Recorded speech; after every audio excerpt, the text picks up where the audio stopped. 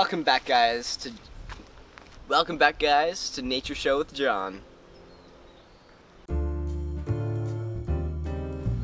Today we're going to be talking about water.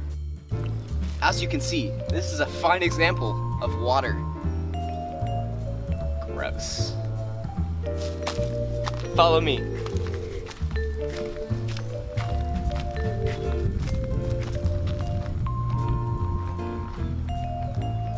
I'm hydrophobic. Wait, what am I saying? Got you guys. But you guys might be wondering, this isn't water. And you'd be right. It's a tree. Fun Anyways, I need the script. Anyway, water! I see the ocean!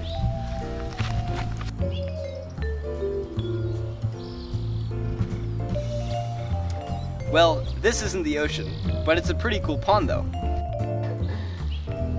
Goose. One of my favorite sea animals is the octopus. Did you know that what? Did you know that an octopus has 3 hearts?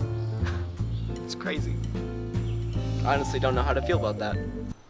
Why am I looking at a tree? It's not water. Oops.